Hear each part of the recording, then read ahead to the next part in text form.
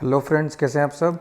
Circular number 9 2021 अभी अभी income tax CBDT ने इशू किया है आज की तारीख में ही, जिसमें काफ़ी सारी एक्सटेंशन आई गई है। तो मैं कह सकता हूँ मेजर रिलीफ आया है ये कोविड के टाइम पे। काफ़ी सारी रिटर्न्स हैं जो इनकी डेट्स बढ़ा दी गई है, और वो डेट्स कुछ इस प्रकार हैं, मैं आपके सामने पढ़ रहा हूँ। आप देख पा रहे होंगे इस सर्कुलर के अंदर 14 डेट्स की चेंजेस आए हैं, तो आपको देखना बहुत ज़रूरी है।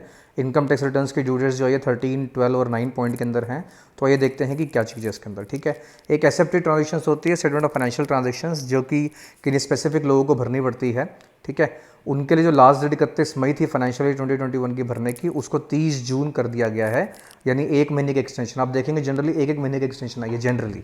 ठीक है, इसके अलावा एक रिपोर्टेबल अकाउंट बनता था स्टेटमेंट, ये भी कुछ स्पेसिफिक लोगों को भरनी पड़ती थी रूल 114G के अंदर, जिसकी ड्यू डेट 31 मई थी for the year 2020, calendar year की भरनी पड़ती थी, आपको ध्यान होगा ये, उसकी 30 जून कर दी गई है 2021।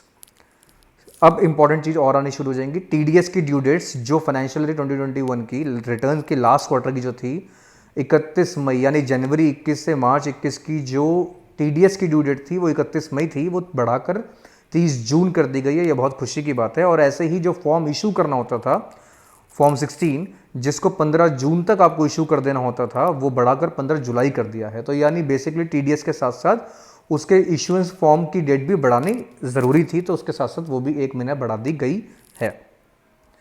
कुछ बुक एडजस्टमेंट्स की स्टेटमेंट्स करनी पड़ती थी टीडीएस और टीसीएस की, आपको ध्यान होगा रूल 30 के अंदर और 37CA के अंदर कुछ स्पेसिफिक लोगों को करनी पड़ती है। फॉर्म 24G भी भरता जाता है इसके लिए, जो मई के महीने की जानी थी, आपको पता है मंथली भरते हैं इसको, जो 15 जून तक भरनी थी उसको 30 जून, यानी यहाँ पे 15 दिन का एक्सटेंशन दिया गया है इंस्टेड ऑफ 1 मंथ।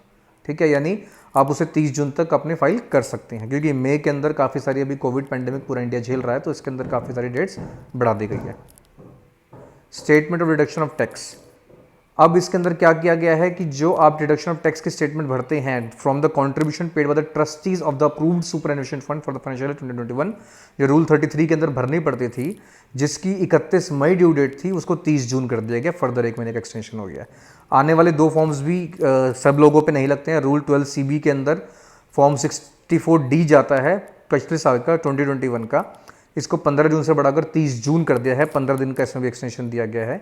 साथ साथ 64C जाता है रूल 12CB के अंदर ही, सेम टू सेम, और इसको भी आप देखेंगे 30 जून से बढ़ाकर 15 जुलाई कर दिया है।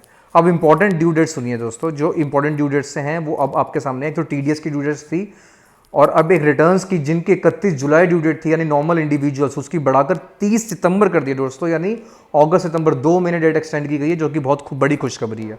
ऑडिट की डेट जो 30 सितंबर थी दोस्तों, 31 अक्टूबर कर दिया उसको, ये भी बहुत बड़ी खुशखबरी है। 92E यानी एनआरआईज की जो एनआरआईज जो फॉरेनर्स होते हैं, जिनकी फॉरेन इनकम होती है, नॉट फॉरेनर्स, इंटरनेशनल ट्रांजेक्शन से, उसकी जो डेट 31 अक्टूबर होती है, उसकी डेट 30 नवंबर कर दी है बढ़ा के, जिनकी रिटर्न 92E के अंदर जानी होती है। ठीक है, और सुनिए दोस्तों, जिनकी रिटर्न की ड्यू डेट 31 अक्टूबर होती है, किन की होती है, जिनके अकाउंट्स ऑडिट होने थे उन पार्टनर्स वगैरह की, उन लोगों की ड्यू डेट 31 अक्टूबर होती है, तो उसकी बढ़ाकर 30 नवंबर कर दी है, और 30 नवंबर वालों की 31 दिसंबर कर दी है पॉइंट नंबर 13 के अंदर। यानी आप देख पा रहे हैं कि ऑडिट की डेट भी बढ़ा दी है, उसके साथ साथ रिटर्न्स की डेट भी बढ़ा दी है, जो ऑडिट से हिट करते हैं। जैसे पॉइंट नंबर 11 और 13 आपस में एक दूसरे से लिंक करते हैं, क्योंकि उनकी ऑडिट की डेट वो थी 31 अक्टूबर, तो 30 नवंबर कर दी, उनकी रिटर्न की डेट 30 नवंबर थी, तो 31 दिसंबर कर दी।